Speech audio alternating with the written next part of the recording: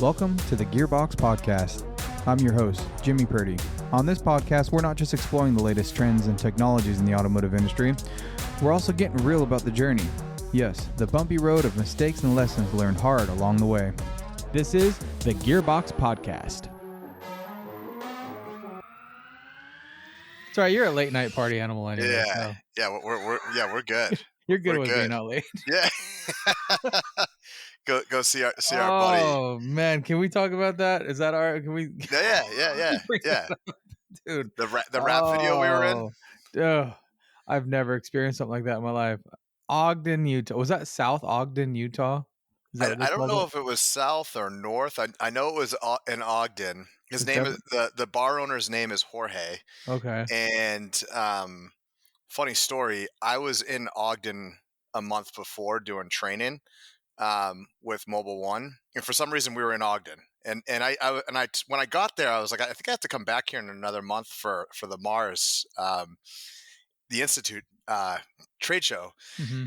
And my buddy's like, you get to come back to Ogden again? I was like, yeah. I go, this place is great. But yeah, me and a couple of guys from Mobile One were trying to find a place to go get some food and drinks. And Ogden is pretty strict. Like, you can't go into a bar and just get a drink. Like, you have to order food.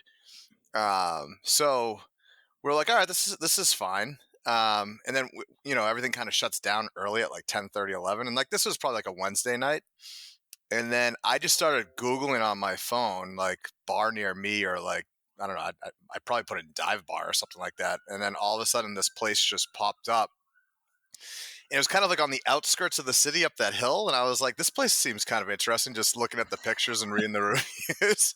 And then we walk in, we get patted down, and we had a good time. And I told my buddy, I go, when I come back here, next month, I think I'm going to start bringing some people over here, because I was like, this is kind of a fun, interesting place in Ogden. And there you go. A month later, Jimmy, you're in there with a couple other shop owners, and we're in a rap video. Was that the first time you went? They had that going on?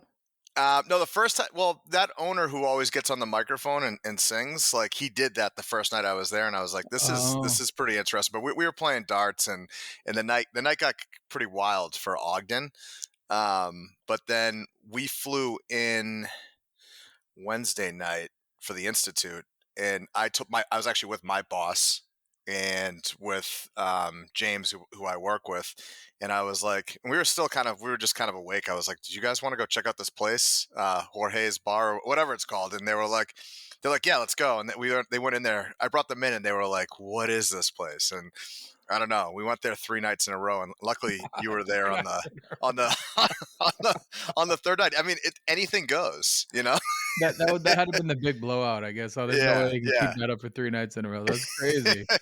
Yeah, the full-on rap video, man. It's like social media content will make, and it was all about marketing, right? The Mars event, right? So it was like, I learned more that night about marketing than I think I did any of the days at the Institute.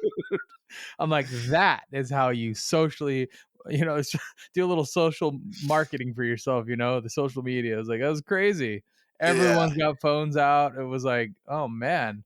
Yeah, you see it, like they were like hitting it from like so many different angles and stuff with like 6 different phones. I had my phone going. I think you had your phone going, and I think we were trading videos like the following week. And I was like, oh, that's a pretty good angle. They were like dancing on chairs, like. Oh man, you got to self promote. I think that's what I did that night. You got to be a better self promoter, no matter how, I don't know, how cringe it is. Is cringe still a word? Can I use that? Yeah. I guess you had to be there to truly appreciate the scene. Yeah, I wish I remember what the name of the bar was. I just remember the owner's name and just how, like, I guess eccentric he was, and he remembered us every night, and he took good care of us. I don't know, like, I'll go back. Yeah. It wasn't a bad time. It was definitely a culture shock, to give you that much. That was definitely cool to see something like that goes down in Ogden, Utah. So, yep. And I'll say that was the wildest night. The other nights were kind of just shooting darts, listening to music. Like, and I think that was a Friday night, so it kind of makes sense that was probably Yeah, the that's more true. wild I night. I'm can't remember sure. the I'm name. I sure. can't remember the name of the local artists that were there, but Yeah. um, it was all really entertaining. I'm sure they have some really cool names. They probably did. I can't remember what the name of the, but uh, shows to say though you got to get out and about though. That's the nice Right. thing about Right. traveling, you know. Yep. Especially, I And mean, with your job too, right? I'm sure you see a lot of that stuff. A lot of yeah. the soft underbelly of the United States of America. That's what I Yeah. like to call it. My friends are always like, oh, and even my wife, she's like, it's so cool you get to go travel. And I'm like, I go to like the most randomest cities, Yeah. like I'll be in Wichita or I'm going to Kansas City for Vision, but I land there and then, you drive 45 minutes, an hour south from the airport to Oakland Park, which is just a big, have you been to Vision? It's just like a No, I business have park. not done Vision yet. No. It's literally just a business park all around you. You have to like Uber to go to like any restaurant or anything near That's how where the most event of them is. are, you know. Yeah, yeah. Yeah. It's not. Yeah, and the other thing too, it's like um, even if we go somewhere nice, you're kind of still just stuck in a hotel for like 2 or 3 days. Like you're not really Oh. seeing sunlight. Yeah. You Yeah, we were know, just talking before we jumped on, same things. Like I was in Boston last week, and that sounds cool, but yeah, we actually drove an hour south to Providence and then another right? 30 minutes into Seekonk, and that's where we spent a lot of the time, and had to Yep. drive back to and stayed in Providence in the hotel most of the time. But yeah, we're inside of a hotel for 3 days basically, and you go out Right. at night, and it's like, oh yeah, this is cool, but I mean, if you had to like pick a point on the map, would Providence, Rhode Island be one of the top 10? I don't know. Yeah. It Boston, seems like sure, but it yeah, seems but like you had a good time in Boston though. Couple oh couple yeah, I days. mean, Yeah. and that's the thing. Like, I think you have like your highlights of like places you want to go or like Right. your bucket list. But I think anywhere you go, if you want to have a good time, you'll have a good time. I mean, Yeah. it just goes to show the bar you found. I mean, if you found that in Ogden, Oh, Utah, man, I mean, he's like, oh, you can find a yeah. good place anywhere, I Yeah. guess, Yeah. if you're Yeah. up for it. I think I'm kind of known for that too, like amongst some of the people in the industry, like Greg, they call me Double G. They're like, he can go find a good time somewhere. Somewhere just There are like pockets of people. It's funny, even on our side, on the vendor side, where the people that can have a good time and even show up the next day and do a good job and not even look like they were out kind of partying. I think it was that's the what my challenge mom. right there. Yeah, yeah, that's the thing. I think my mom used to say, if you're gonna soar with if you're gonna hoot with the owls, you got to soar with the eagles. And That's I fair. try to kind of try to go by that, but like there are some other people in the industry, especially like the 360 payment crowd. Like they're known for throwing a party at Apex SEMA, but whenever I'm at a trade show with them, for some reason I always end up kind of with them, and then there's always a good time to follow. So That's the crowd to follow, then, huh? yeah, That's who I yep, gotta meet up with when I'm in Apex this year for sure. yeah, yeah, Especially in Vegas. yep, yep.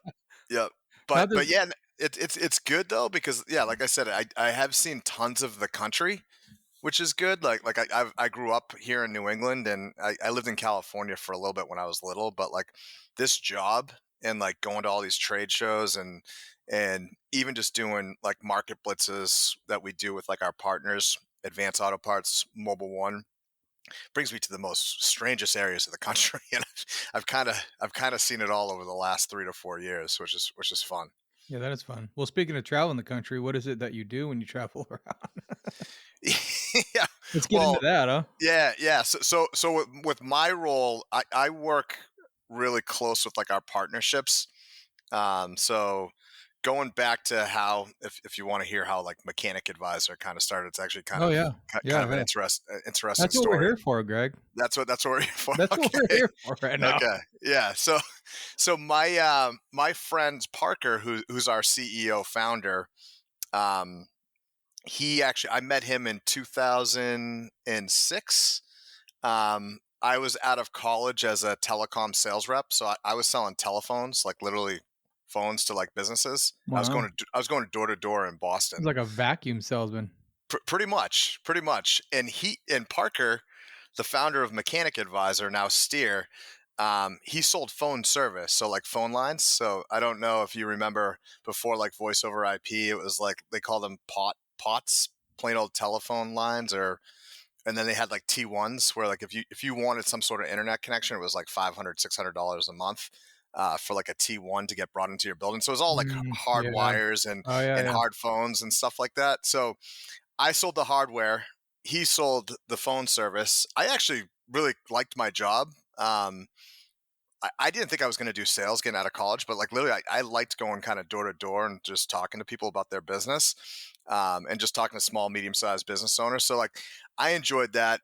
He hated his job, and he was just trying to find anything he could do outside of what he was doing selling telephone service. So he just started buying like websites. So he bought like weatherman.com. TripAdvisor was really popular, or like it was a local company in Boston. So he bought Mechanic Advisor. And then he also bought some like gambling websites and stuff like that. But him and one of our silent partners, Bob, who was actually my roommate at the time, they just started kind of coming together with all like these different ideas and see what would stick. But one of the things that they thought was going to stick was Mechanic Advisor.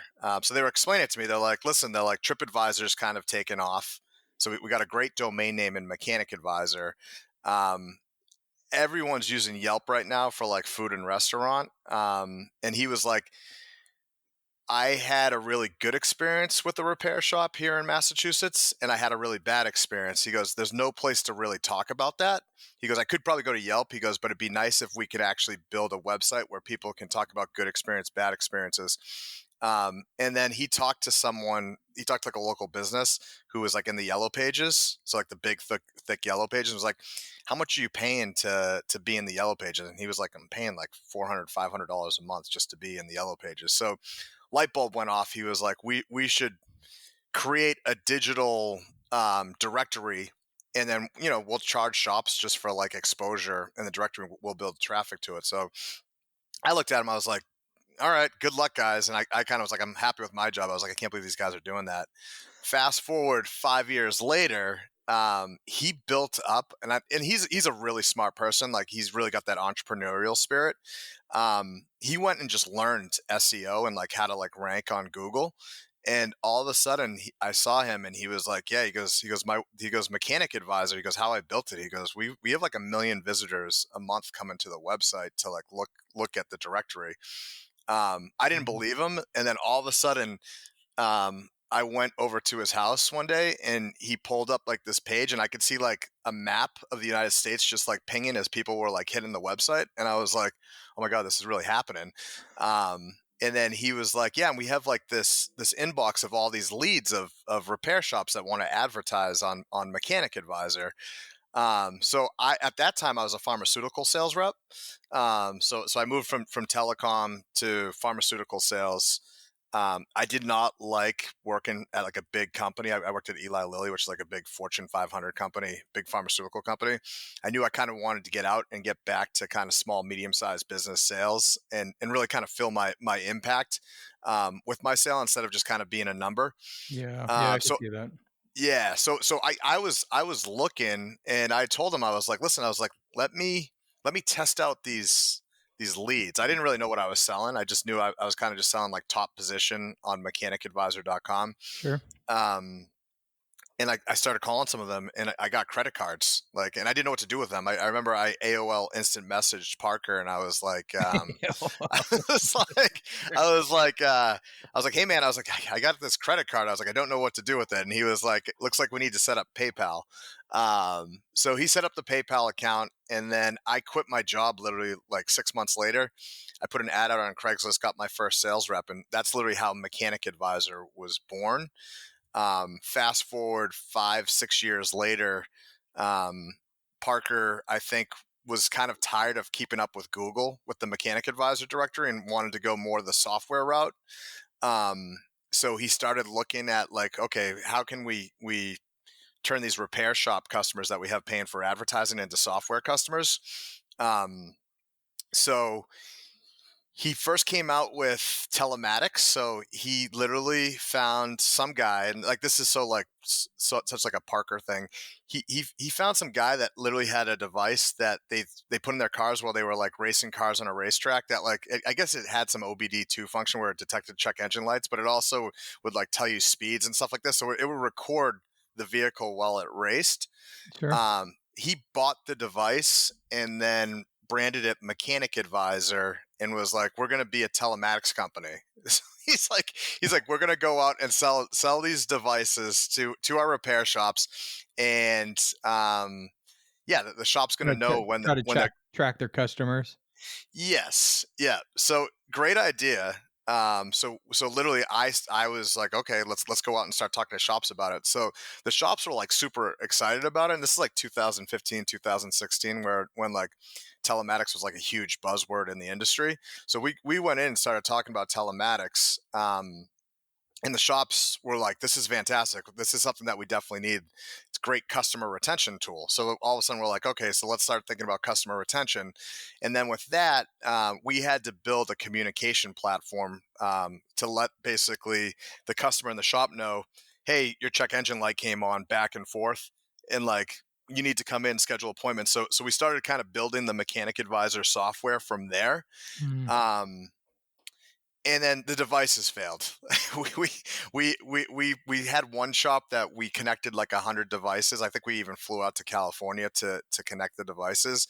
And because they were just like Bluetooth enabled and they didn't actually go through like any cell phone towers, we literally saw like a shop that was connected to 100 devices, like within a week go down to like 40. And then like 2 weeks out, like we were probably connected to like 10 devices. But luckily, a lot of the shops that we talked to or we're working with, like the group of shops, they were like, you have something here. They go, we really like your texting platform. So from there, we pivoted to where we then started building the Mechanic Advisor CRM, where this is like 2016, 2017, where I think we were probably one of the first out of maybe like 2 or 3 like software programs that could text customers for repair shops. So we started building on all the integrations with like automated texting, I guess, right? Yeah, automated texting and just two-way texting. But it was pretty like revolutionary at the time. Like I think, well, at least for repair shop owners, a lot of them were like, my customers I don't want to be texted. I remember they said, my customers don't want to be texted. So it was kind of an uphill battle selling texting to customers, the text communication. It still is in 2024, you know. I don't know if that's ever going to go away, but no, it was tough. But we just kind of grew from there, which was good. And then once the pandemic hit in 2021, or 2020, I'm sorry, all the shops wanted to text their customers. So basically they wanted to be able to let them know, hey, we're open, or these are our new procedures. So we saw our customer base of CRM customers that were using our texting platform go from literally like 200 to like almost 1,000 over a year. So then, and again, like I'm in the background kind of having this sales team sell a bunch of different products as we pivoted like 2-3 times. So we're like, okay, this is going to be the product. But then we partnered with Advanced Auto Parts, and then most recently partnered with Mobile One. So basically getting back to your original question 5 minutes ago, me traveling across the country, really my job's been rolling out these programs or these partnerships. So a lot of it requires me going to different states to train advanced reps, and right now I'm actually training distributors for Mobile One on how to talk about like this technology. So like 2 weeks ago I was like in St. Louis, and it's almost kind of like speed dating sometimes with some of these distributors or cams. Right. It's like you show up, you hop in their car, and then they just start bringing you into shops, and then you're talking to all different types of shop owners across the country. So like I've been to, I don't know, almost every state I've driven out. I've typically on a day I'll go visit like 10, 12 shops, but like 6 or 7 of them, like they're on paper and pen. That's crazy. Like it's very challenging. You were telling me about that. It's just, and Yeah, and I mean, your job, you get probably the best view or one of the best views, someone in your position at least, of like what the state of the union is, right? As when it Yep. comes to auto repair shops, right? Because we all sit in kind of in a little bubble in our little pocket, right? Like we Yep. find like-minded shop owners, technicians find like-minded technicians, right? Like you always just kind of end up finding someone that's like-minded like you, and you find your little comfort zone, your little bubble, and that's it, right? Right. And until you try to challenge yourself to be a better technician, all of a sudden you're around, master certified technicians, because now you're a master tech and you're like, hey, I want to see what these. So, and then with shop owners, like you start elevating your shop and you start hanging out with better shop owners, and then you're like, oh, everybody does it like this, because you just kind of put your blinders on. And Right. I kind of hope that everyone has their priorities at a certain level, or they're paying attention to the things they should, but you really forget that there's a lot of shops that are starting out today, like right now, and they don't know what they don't know, and they want to do good. And then you got the other ones that starting out right now, and they don't care.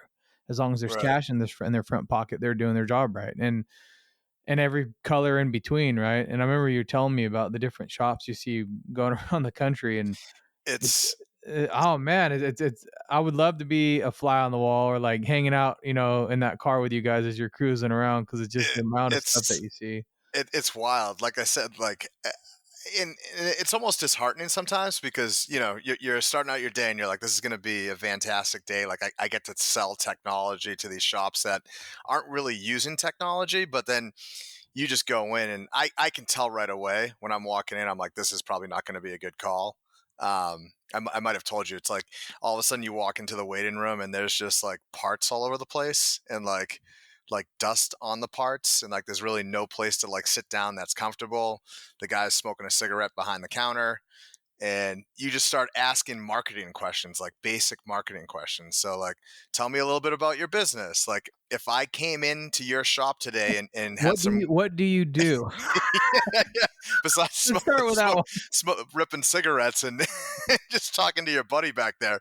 But it's like I'm like, what happens after I leave? Like what, like, because that's basically what we do, is like we focus on customer retention. So we're asking for like the Google review. We're sending out the service reminders. If a customer hasn't been in 5 months, we're checking in through text and email. We're sending out campaigns, and the guy's just like, "What are you talking about?" I'm like, there has to be some sort of process in place or something you do to get your customers to come back. I just do good work. All my customers come back. Well, while he has a cigarette in his mouth. And I'm just like, all right. And I'm like, I started asking about like car count. I'm All like, so right. how many cars are you doing? He's like, who cares? And I'm just like that's what he says. Who cares? And you gotta worry a little bit, is like, are you like just being standoffish because I'm walking in as a salesman, right? Right. Like, are you just being a dick right now? Or you Right. like really don't quite understand what I'm saying? Or do you really just don't think it's important? I don't know. And if you really don't think it's important, then good for you. Like, bless your heart, right? Like if you can be successful and want everything in your life out of your business, and you don't have to worry about any of this marketing stuff, and you just wait for the phone to ring and you take on what comes on that day and that pays your bills, dude, more freaking power to you. You know I, what I mean? I'm Like jealous, I guess. I wish Yeah. life was that simple, Yeah. right? Yeah. Like, so I'm not trying to knock it, but like as you learn this stuff, it's like you realize you have to do this stuff to stay on the leading edge, and then to be successful and to be competitive, right? And it's like, if Right. you're not doing it, someone else is, and you're losing that traffic and you're losing those cars. And it's like, I mean, you get the game, you understand it, but it just blows me away to think in this day and age that those shops are still successful, right? Like, I mean, if they're coming to work every day and they're Yeah. paying their bills, they're successful in their mind. So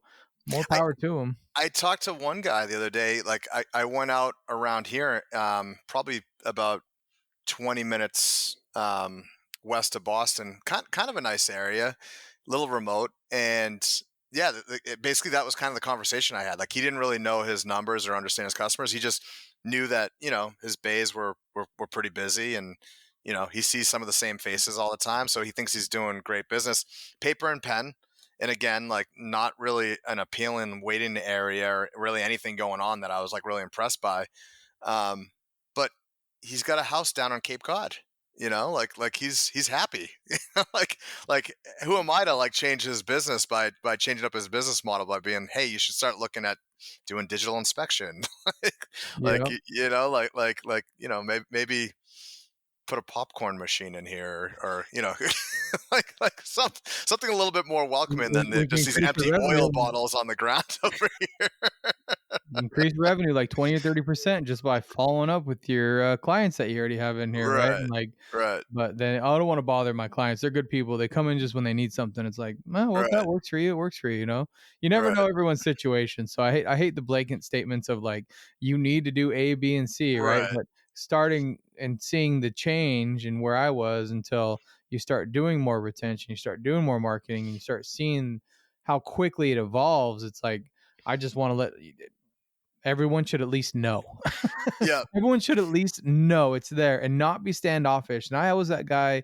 I was that guy years ago when salespeople would come in, and I thought I had it all figured out, right? Like, and it wasn't that I had it figured out, but I told myself I did because I was so damn busy with everything else I was doing that I would like try to like tell myself that I had it figured out so I don't need any help. Like I Right. just need to focus on these cars that come in, focus on the people here, and that was it. Blinders are on, cash is going in the account, and I'll look at the end of the month and see if there's enough to pay for everything. And that was my role, right? Like I was like everything written down on notepad paper. I was there, like I was that guy. I totally get Okay. it. And Yep. sales guys would come in and like, dude, I don't have time for this, right? I ain't got time for you. And now I've realized like I have to make time for every single one Yep. because you never know what it is they're in quote selling, and that could be the next thing that you need to make that next step, right? So it's like it's tough, right? Because it's frustrating. It's call it annoying. Is that offensive to you? No, You find that no, offensive? no. It's People it, call it, you it annoying. no, and I do try to take the approach of just like and even with some of these distributors, or the what I call sometimes blind dates that I go on with these people, like literally they're picking me up at like the airport, and then all of a sudden I'm in a shop 10 minutes later, and And you like guys are supposed I to be literally buddies, just huh? met them. Yeah. Yeah. So I try to be like, okay, this is their client, their customer. Like I have to be very mindful of that, and kind of watch, like, don't be salesy, obviously, but like just have a valuable conversation. And again, I just try to open it up with just marketing, just like all my knowledge I have from marketing over the last like 5 or 6 years, and just talk about like basics, and that's usually where I can gauge where they're at. And then usually I can start connecting the dots in the industry. So like, I'm like, oh, you're probably part of this coaching group. And they're like, yes. And I'm like, you're definitely on this shop management system. They're like, yes. And then all of a sudden, the guy, the person I'm with, the rep, the cam, or whoever they are, they're like, oh my God, they're like, how did he do that? And I'm like, I've been doing this for a while, but I start connecting the dots just because of my industry knowledge. Yeah. And then we're in there for an hour talking about them. So on the flip side, the conversations do go very well. If I visit 10 shops, I'm probably having about 4 or 5 good conversations, but 5 other conversations are just horrible. Or I'm just sitting in there kind of waiting to leave. It also depends on the area I'm in. New England's tough just because this is a very old school area that we're in. Paper and Yeah. pen. I mean, my parents Mhm. go to a paper and pen shop, and I remember my mom was like, "Hey, you should go to Joe's Garage. Me and your dad's been going to him for like 10, 15 years." And I'm like, "Tell me about like the experience." And like she starts explaining it to me, and I'm like, "I don't think he's a good fit for steer, unfortunately." I'm like, first of all, I can't talk to his system. I was like, he doesn't have one. It's Yeah. just it's a big filing cabinet out back. Yeah. Those don't integrate. Right, There's no right. integration there, right? Yeah, yeah. Yeah, I mean, and there was really, yeah, when I was out there, there's nice shops, and yeah, there's the old school ones, and one of the ones we were there visiting, yeah, he's a bit old school, but he's getting with the program, Oh, yes. Okay, good. mainly because his 30-year-old son is now like taking the reins and like, Dad, get the hell out of the way.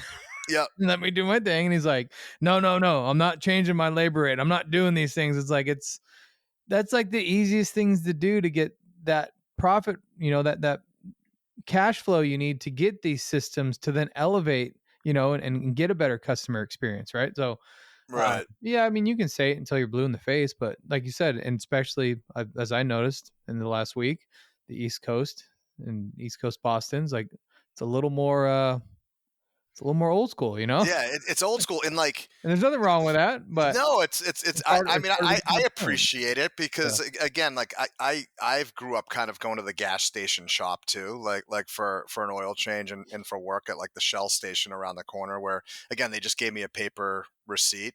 But again, this was like probably 15, 20 years ago. I mean, that's what I thought the repair shop experience was.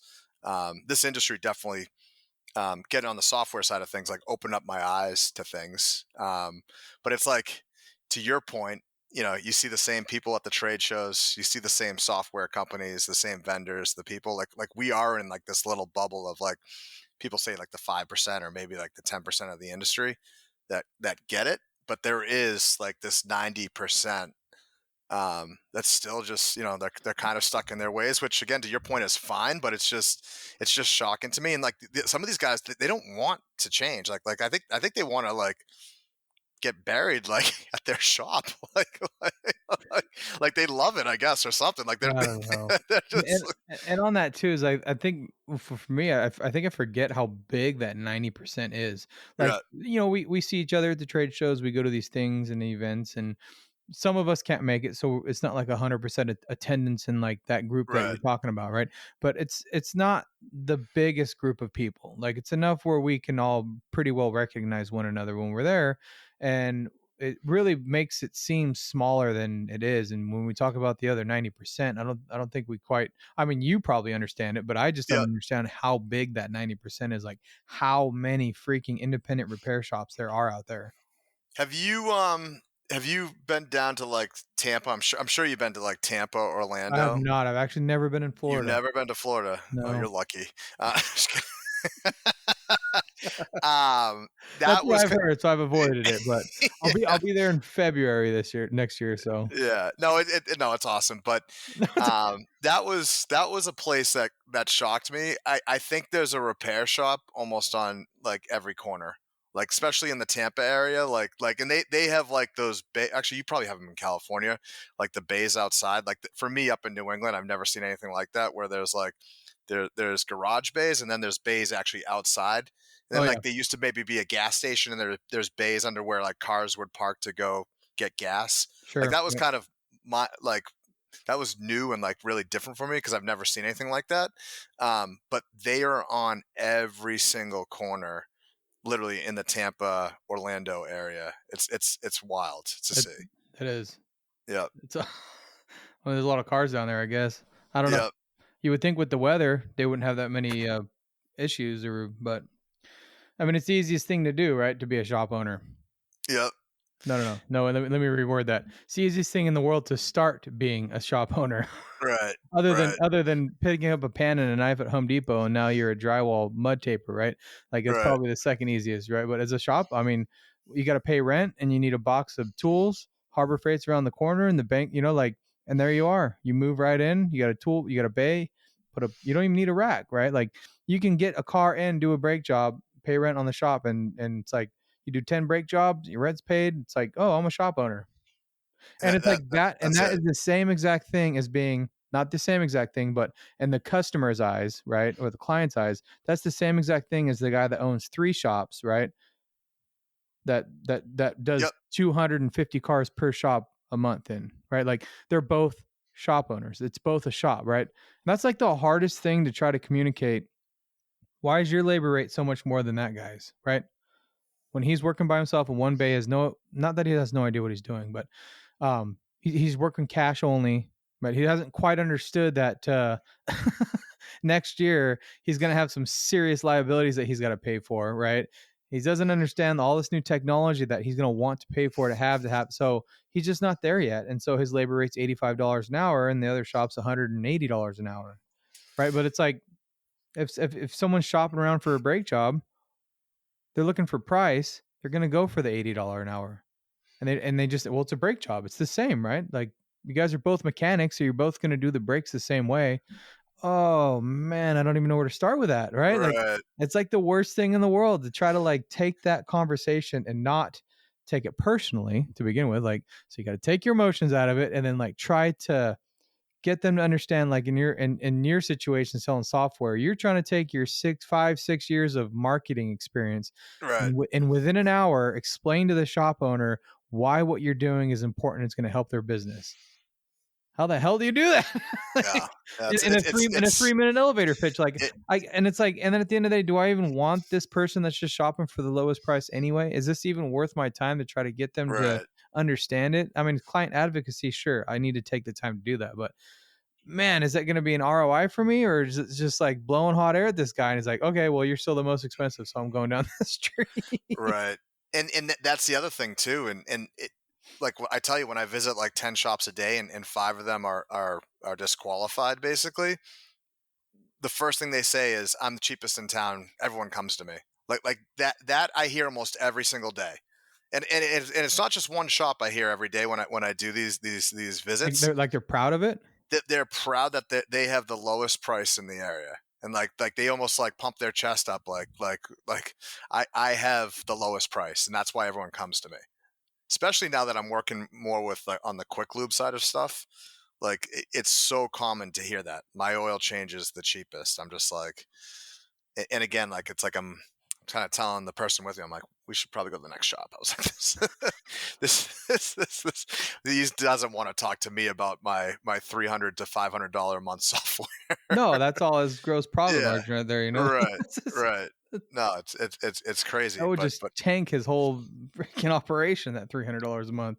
Yeah. I don't understand, and it's the same. It's the same with the beating on the chest about being busy, you know. And you mentioned that too. Like, oh, I'm plenty busy. Like, well, what's your car count? It doesn't matter. I got plenty to do. Well, what? I can give you plenty to do too, but it doesn't mean you're going to get paid for it, right? Like, right. What does that even mean? And that's the other one I get a lot. Like, oh, I'm so busy. We're 3 weeks out. Well, it sounds like you're too cheap. Right. You know, like, so you want to be 3 weeks out for the rest of your life? You just, I mean, I don't know. Like, it's just another one I don't quite understand being proud over. I mean, I get, like, if the community is infatuated with you, right? Like, if the community really truly loves your shop and is that good to you and you're that good to the community, like, I get it. Like, that feels good. But when it's for the wrong reason, and it usually is, because people don't typically like auto repair shops. Right. People typically don't like dentists. It's a grudge buy, they call it, right? Yeah. Like you're not going to the repair shop being like, oh my God, am I going to have to spend $200 or $2,000? Like, it's always kind of a mystery when you're going in there. And like, yeah, it's like the dentist, exactly what you said. It's you're not pumped to walk through that door. I mean, sure, you like the guy. You probably know his kids. You get along for the most part, but you're not like stopping by to say hi because he's your buddy, you know? Right. Unless, I mean, maybe there's like a freaking 1% of I'm sure there's some guys out there that do that. And we have the clients too that come into the shop just to say hi. Sure, that happens. It's an anomaly, but it happens. But the majority of people aren't like coming to your shop because they're like, oh, you're the greatest in the world. I just love coming here. Right. No, they don't want to be there. It's very painful, you know? Yeah. So, actually, some of these shops, like, their buddies come in and hang out too. Like, I've seen that a few times too. Like, it seems to be the local hangout where you can smoke cigarettes and drink beer. Oh, perfect. That's is that even an auto repair shop at that point? I don't think so. I think it's more like a social club. It's a social club, with some repair going on the side. Like, just pivot into that, right? Like, just open, you know, just open the social club and, like you said, do the repairs on the side. Why are you trying to masquerade it, you know? But I've been there too. Like, I get that. I worked in shops that were like that, and I thought it was cool. Like, at the time when I was 19 years old, 20 years old, you know, like, oh, right on. Like, we're gonna go have some beers at lunch. That sounds like a great time, you know? Right. And then now I'm a CEO, business owner, right? And then all of a sudden reality hits you. Well, then at the end of the week when you're working there, it's like, where was my paycheck? Oh, I'll have it free on Monday. I'll have it free on Tuesday. Here it is on Wednesday. Don't catch it till Friday. And in my mind, I'm like, what the hell's going on? I did everything that you asked me to. Yeah, we went out for lunch and beers all last week, but you know, you're the owner, you're the leader. You're supposed to be able to make the money come after that, right? And you forget, like, you can't have one and the other. You Yeah. don't get both, right? Like you can have a good time, sure, but you got to focus on making money so that you can get paid because that's what we all want. When all the fun and games is over, you got to have a paycheck. Like there's got to be So, money in the hand. something funny that I see too, and I'm kind of guilty of it a little bit sometimes. It's like the grass is greener. So like the people who are on the vendor side, the software side, because we kind of think we know that formula with software, we're like, oh, we could be repair shop owners. And like we have like we'll have chats like me and my buddy actually Tony from Auto Shop Solutions, like we've had the talk, we're like we should just open up shops, like we and I'm then all of a sudden I talk to some owners and I'm just like it's not that it's not like that. And like I don't know if it's like the flip side for like sometimes shop owners to be like I should get into software. I don't like know if I'd ever like ever do that, but I do get some wild ideas. I mean, we all do, right? right, right, You get frustrated enough, and you're like, "There's got to be something easier than this," right? yeah, But it's all just learning. Like I think in like construction trades, and I've said this multiple times too. It's like I think it's easy as a technician to get into any other construction field, right? Like it's all pretty relatable. HVAC, electrical, yep, plumbing, maybe not carpentry so much anymore. There's not a lot of wooden cars anymore. But you get my point, right? Like right, it's pretty easy to transition over. Then you're only focusing on one thing instead of like the house we're building in our shop goes down the highway at 70 miles an hour. Like we got to be a little bit stricter about what we're doing. And I think now as we move into more of this technological stuff, I yep, think what you're saying is might be true. Like you're seeing a lot more of these programs and software, and as the owner, I can't just constantly call my IT guy every time I have a problem. Like, if my compressor went down, right? So yep, beginning of the week, so I had to change out the mag starter, and ended up being the pressure switch went bad. It fried the mag starter and all that. So I had to fix that. Not a big deal. I mean, I took care of it. Like I'm mechanically inclined. Like I can fix right, that. So it's the same thing with my computer systems. When my computer systems start acting up, I got to figure out how to fix this stuff. So I'm not calling in someone to help every time because that costs money, and then you got to wait. And it's like, oh, I can be there in 3 days at 2 o'clock. You're like, oh my God, I can't, this compressor can't be down for 3 days. My computer system can't be down for 3 days. Right. So I think that rings true. Like maybe with a lot of guys that are thinking right now, man, maybe I should do my own software program. right, I'm getting right. so good with Just figuring it out. And with marketing too, like if you hire a marketing company and you're not holding them accountable and you're not watching what they're doing, you're wasting money. And there's so right. many out there now. You better have a pretty good idea of like how all that stuff works, or you're going to be getting charged for something that's not getting you anything that, no attainables. Yeah, I think everyone's kind of always looking for like I don't want to say like the easy exit, but it's like okay, I have this wealth of knowledge now. Like what's something I can do with this? Where especially probably with mechanics or technicians, where they're like, yeah, I'm gonna open up my own repair shop because I know how to fix cars. You know, like That's exactly like what it is. like with me, like I now consider myself almost a marketing expert because I've been doing this for 6 7 years. Like I'm gonna quit now. Now we have Steer with like 80 plus employees. Um, Parker did a great job of building this company to what it is today. But it's like I'm gonna go be a marketing consultant, or a marketing coaching group, and you're always kind of looking for like that thing where you can go independent and be your own boss. So I could see why a lot of um, shop owners are technicians or I was just mobile looking for, mechanics or yeah, whatever it is, just trying to go off to your own thing and control your own destiny. yeah, but then you realize that you can't. Running a business is tough. There is no working for yourself Right, because right, because to work for yourself, you got to have a paycheck, and that paycheck's got to come from somewhere, and whoever's giving you that paycheck is your boss, right. right? That's it. That's it. Yeah. Yep. Whoever's paying for that repair Exactly. bill, whoever's paying for the service that you're providing, whether you're paying someone else to do that service and you're taking a percentage of that, doesn't matter. Wherever that dollar ultimately has come from to go into your pocket, Right. that person is the boss. Like the end of the day, right? And it's like, yeah, I mean, I get it. Trying to freelance Yep. or as a technician, you're frustrated and you want to open your own shop. I get it. Like, but go find another shop first. Like go find somewhere that respects you and like gives you what it is, like what it is that you're looking for. Like write down on paper, like what are you not getting where you're at that you're looking for to do on your own. Because if Right. it's more free time, you're not going to get it open shop. No, You're no, like, I'm nope, sick of working 7 days a week. I'm going to nope. open my own shop and then I'll make my own hours. Like, okay, scratch that one off. That one's not going to happen for you. Right. But if Right. you want to feel like you want to have more respect in the work that you do, then just go find another shop, or like, just take whatever it is and flow chart it out, like what exactly is it that you're looking for here? Cause it's not, it's not as hard as I think a lot of people say it is. Yeah. Like, sure, it's not for the faint of heart, but life isn't. Life is Right. freaking hard, right? Like, Yep. there's no easy way. And I think as I learn more as a shop owner, I'm also getting older, right? Yeah. Like my Same with me too. Yeah. and my tolerance of bullshit is also is Right. getting less. And so Right. it feels like it's very, very hard. But I also have to look at, what if I was doing something else? I would be just as frustrated and I would think it was just as hard, because life is just getting hard, Yeah. So I don't But know. it's cool. It's cool to look back on your body of work though, right? Like, and be proud of like milestones. So like the old Jim Purdy that like wouldn't talk to the sales rep coming in, like knew it all, and Yeah.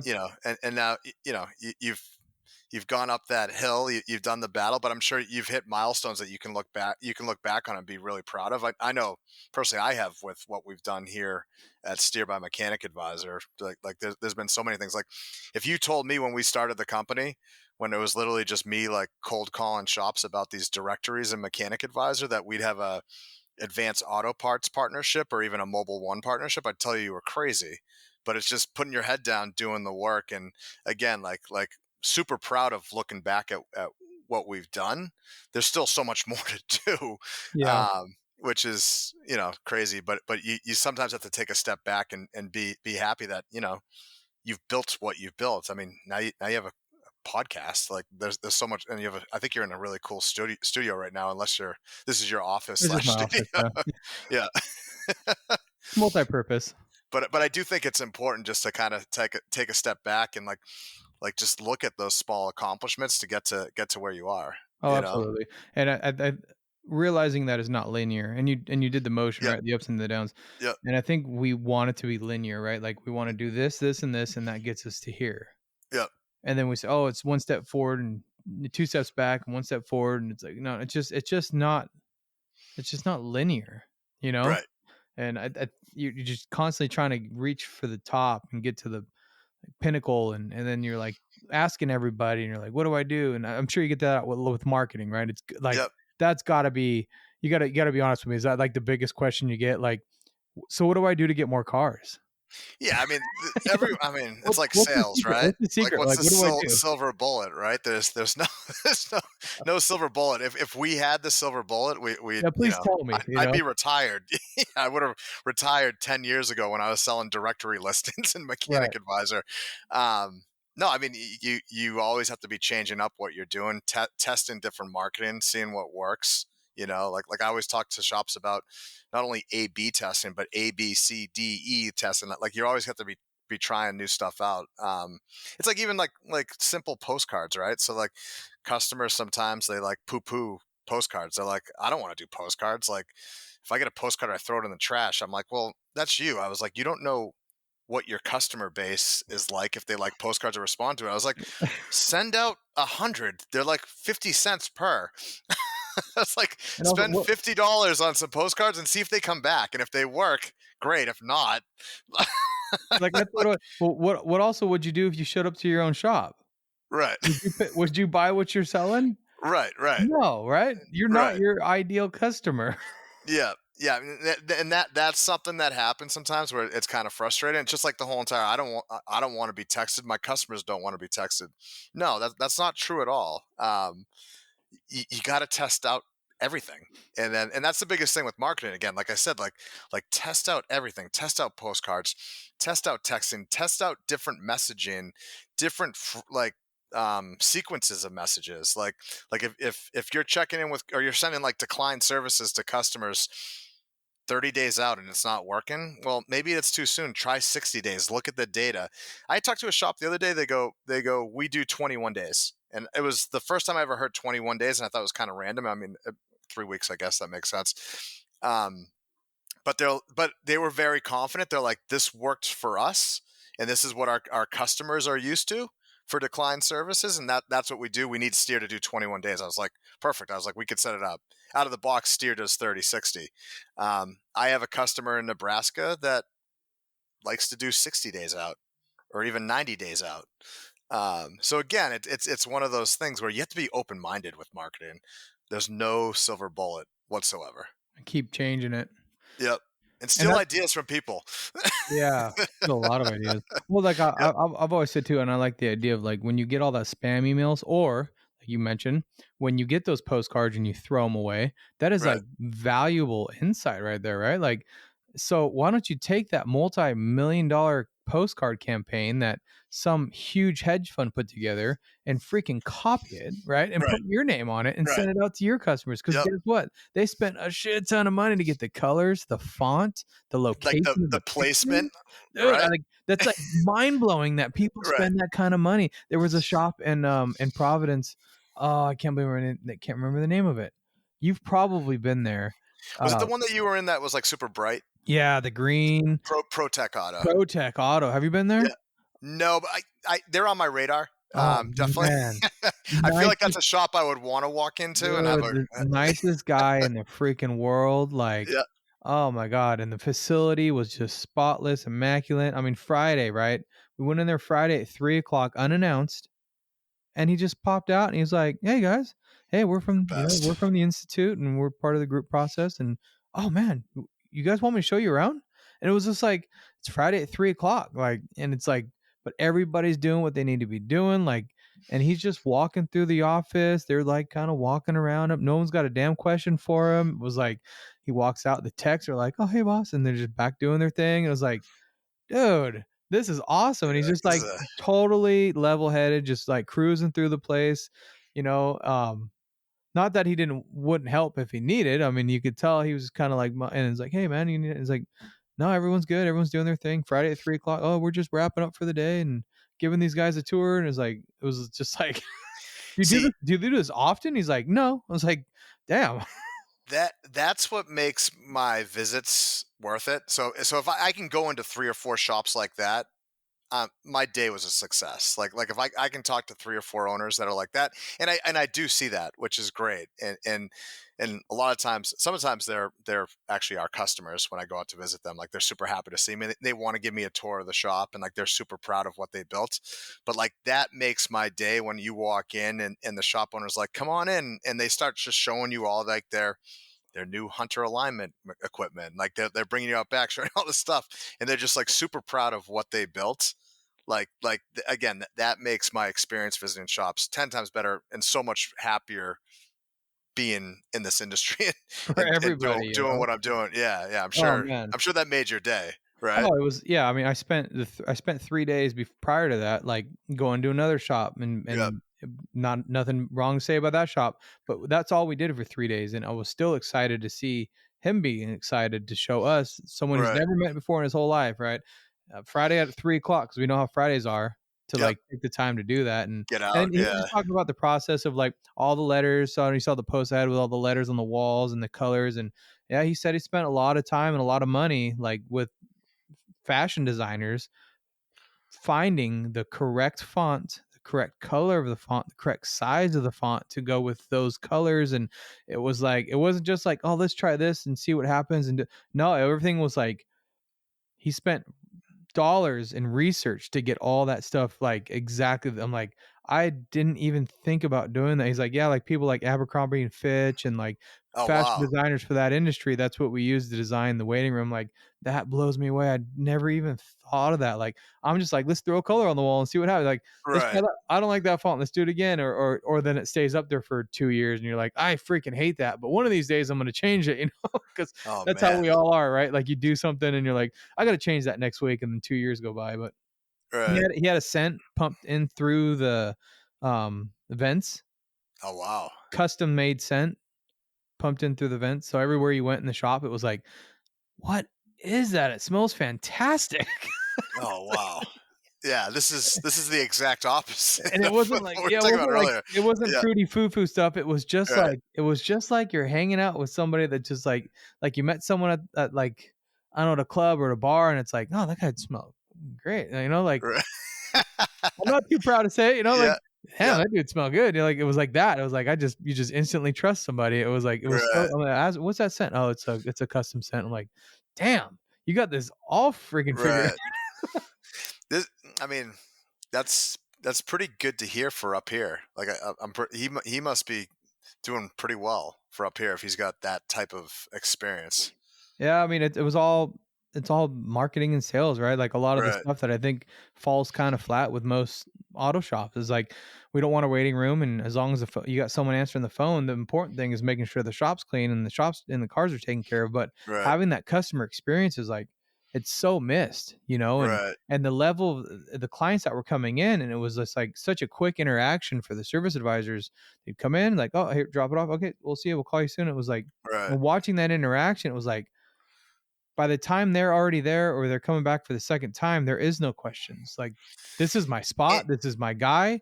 I'm like, there, you know, you don't have to spend all that time up front, you know, reselling every time they come in. Right. Yeah, I'm sure he's literally sending the quote and they're just clicking to pay. Like the customers are like, "Yeah, I trust him. We're good." You know, like like no explanation needed, you know, No, and the like shop I'm was like ready. out back, right? Like it was like Yeah. perpendicular, so like no any client walking in, they didn't even see the shop.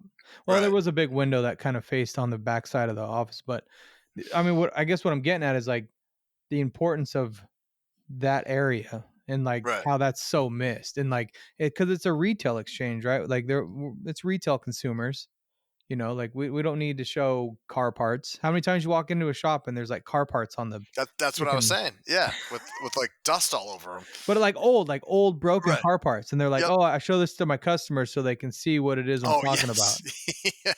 right? Yep. I Yep. do it like and Yep. it's like, but this last time I was like, is that even necessary? Right. It's like, does anybody even give a shit? Right. You send them pictures and videos, and sure, that's all well and good. And there's plenty of opposition to say, oh, you just took a video of a broken car and you sent it to all your clients. Like, okay, whatever, man. Right. Like, sure, that's not what we're doing. But does that even help a lot of clients to like get them to understand what's going on? They're just looking at this thing and they're like, I don't know what that is. They're like, Right. close. I don't know what that is. Or you bring in the part. Here's your broken part. Here's what it's supposed to look like. I don't know. I don't even know what that is. Is that you know, like because it Yeah. feels so natural to me because I've seen it so many times. You know, especially with automatic transmissions, I can show them a whole cart of all burned up and broken parts. Oh, look at all this carnage, and they're just like, is it supposed to look like that or is it not? So I don't know. Yeah. It just it's like you said, ever evolving, and we're always trying to change and learn these new things and these new tactics and trying to elevate yourself and realize like maybe I don't know the right way to do it. Maybe I need to keep my eyes and Right. ears open for what's changing in the industry and try to, I don't know, keep up, like if that's what you want to do. Yeah, and that's what I try to do on the marketing side in the industry is just like what are the current trends, like what's working, what's not working. Um, I think sometimes people on my team, especially the people that work with customers, kind of get frustrated sometimes because I step in and get in people's dashboards and like because I'm friends with a bunch of our customers and like they're like Greg, go in and just try some stuff out and like their CS rep or their customer success reps like Greg's in there again doing weird stuff. I'm like, he told me I could test this out. I'm like, right? So like, I'm sending out some cool campaigns, some crazy campaigns, or like I know one of them that I'm doing right now is we pick up no show appointments. So if someone books an appointment, we can see that the customer didn't show up. Like we have something set up where we can pick it up in the shop management system. But I'm like, I want to test out following up with a customer that didn't show up to an appointment through text. Like, so luckily one of my buddies who has 3 shops down in New York, he's like, tested out 3 different ways across my 3 shops. So I'm like, okay, I get it. Like the mad scientist. So I set up a message for a week out. And then I set one up for 3 weeks out. And then I set one up for 5 weeks out. And watching the data, the 5 weeks worked the best. That's interesting. Yeah. Because I think, and I've talked to some people about it. I think why it works is because maybe someone's waiting for that next paycheck. Right. So like, it's almost like I don't know, like little things like I was that. gonna say Yeah. the shame had worn off by then. Maybe that's what it is too. But but that one worked the best for him, and not to say that it'll work the best for everyone, but I guess for his customers in the greater New York City area, like that proved to be the best results with getting customers back in. And we tracked it for like 3 months, and I think we brought in like $6,000 in repairs. And it's just like just a nice personal message to the customer. Hey, we know you missed the appointment. Do you still need any help with our service for your? And we plugged in that make and model to it to make it really feel like custom. And yeah, it's working really well getting the customers back in. But again, it's just testing that stuff and trying different things. But yeah, my team, they get kind of frustrated with me because again, like I go in and just start kind of messing around with their dashboards and try to test different things out. Well, that's what it's supposed to be, right? I mean, Right. that's a lot of time. It falls flat for me working with different marketing companies. Is Right. I'm constantly going in. I'm like, hey, have we checked that? Yeah. Have we checked my website speed lately? Oh no. Have we done this? Have we done that? Is there any Right. new email campaigns? Like, oh, well, what do you want to do? What do I want to do? I don't know. I'm not the freaking marketer. Like, Right. am I asking too much here to have you do what your specialty is? Because that's not mine. Yeah, and that's the thing too. Like one of the things me, Parker, and Bob, when we first started this out, when we started selling featured listings. So like if you bought a featured listing in Mechanic Advisor, like we would just turn it on. So you would be that top listing. And me, Bob, and Parker assumed that the repair shop owner would go in there and spruce up the listing with like pictures and like put their hours in and what makes and models they work with and if they're ASC certified. And all of a sudden we started selling these shops and I'm like, they are not logging in or doing anything with those listings. Hell no, man. That had nothing to do with that shit. That was my first lesson in the automotive industry. Yeah, we're as lazy as not dude. to do anything in regards to marketing. So, and I always tell shops, I go, what's nice is with us is you do get kind of a marketing specialist that checks in with you monthly and will do your campaigns for you. It's cool that you can go into Steer and like build out a campaign, like any CRM software. Like you can go in and easily build an email and send it out. That's what we all want to do and have time to do too, right? Yeah, but yeah, 90 to 95% of our customers just lean on us to do it. I think they go in and look at some of the dashboard, but yeah, they need handholding throughout the whole entire, through the program and through the whole entire experience. Yeah, you don't want anything to do with that. That's what. Right. Even if I had the downtime, I'm not like writing an email campaign. What the hell? Right. I've done it a few times, but you get a wild hair and I get an idea. Oh, I want to do that, but you got to be consistent. Like that's the thing. If you do it once, you got to keep freaking doing it over and over. Just like social media, like it's the hardest thing in the world to be consistent on, and it's free. Like, and it's still hard to get people to post on it. It's hard for me to stay consistent on it as as challenging as it is. Yeah.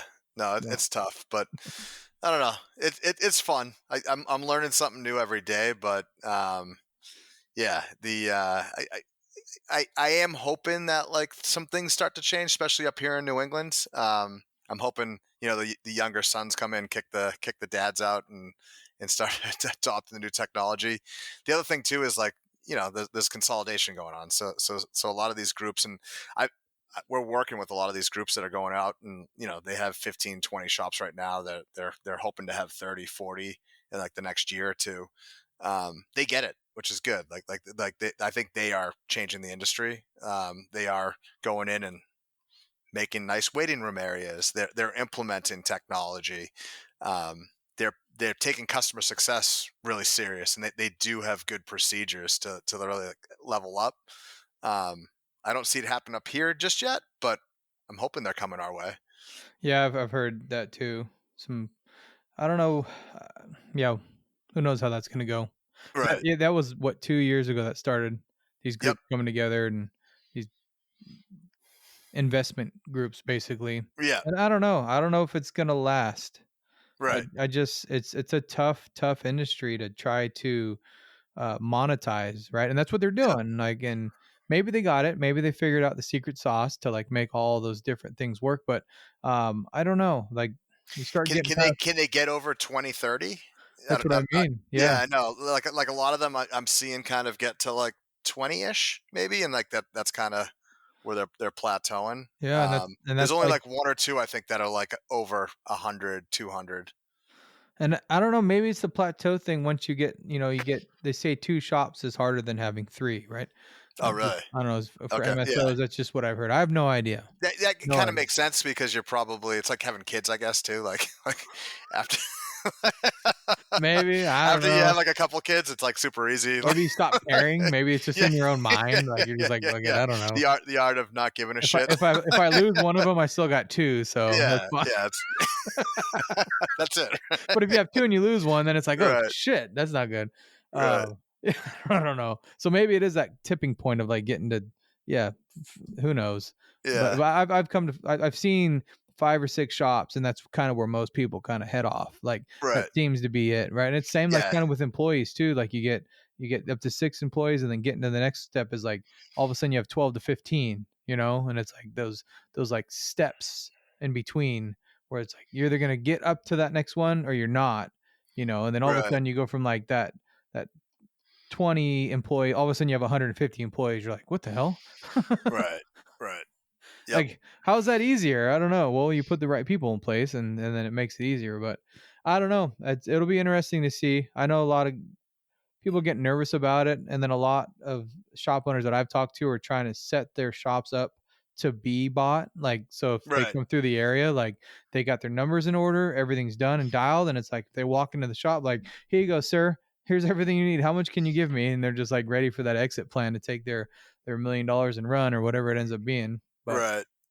Yeah, that's where you got to be ready, though. I mean, because that could happen. And if you're looking for a way out, I mean, if your shit's not clean and like looking ready to go, they're just gonna go on to the next one because they're not looking to rebuild your shop. They want to right. buy a shop and add it to their portfolio and move on to the next one. And I think a big piece that they probably look at is your customer data, right? So if they're going to come in and Yep. acquire your shop, like how clean is your customer database? Is there filing cabinet out back with all your customer information in it, or do you have it like in the cloud somewhere with your shop management system or your CRM, nice and clean with 4,000, 5,000 customers that you can announce this grand opening or Because whatever is it? at the end of the day, that's who the boss is, right? Right. Yeah. That database, right? Without that cash flow, you ain't got a business, man. Yeah. Like, you Yep. can do all the things in the world, but step number one, get cars into your damn shop. Right. Like, Yeah. you can have all the systems in the world, but you know what? If you ain't got a car in your shop that you got someone fixing, you don't have an auto repair business. Right. No, I know. That's the key. It's wild. Oh, well, cool, man. That was awesome. I'm keeping you up late, huh? Yeah, no, it's all good. I'm feeling a little tired too. I'm still Yeah. on the Boston time a little bit, so it's Oh, like, I'm sure. yeah, when it gets around like 5, I'm like, oh my god, I'm feeling a little tired right now. Yeah. Yeah. Today was a long one, but yeah, like when I messaged you earlier, I was like, yeah, I was going to tell you like during the weekday, like 9, 10 o'clock's typically my bedtime. Yeah, you But and then me the both, weekend man. comes, I'm looking for Jorge's place. Yeah. You'll be part of Wah, another wah, rap video. Oh wah. my god. I couldn't hear for like 3 days after that. I I don't know how I was know. standing right in front of the speaker the whole damn time. Yeah, I'm telling you, we should have recruited him to come in and got the Mars the Institute Oh my awake god, it at would've 8 been a.m. epic. Imagine if he came out with his sunglasses on and his microphone with his whole Dude, his him rap crew, like everyone be ready to go, ready to learn some marketing. him and Jimmy Yeah, just freaking toe to toe, man. right, Would have been no right. stopping those guys. Yeah, yeah, Well, right on. I'll give you Greg Rainville. yep, Is it Rainville? yep. Is that how you say it on the East Coast? Did I say that right? Rainville. Yep. Rainville. Okay, just like it's spelled, I guess. Yeah, just like the village. Make it rain. Making it rain Yeah, with Steer CRM by Mechanic Advisor. that's right. That's right. Soon to be just Steer. We're trying to transition away, but Yeah.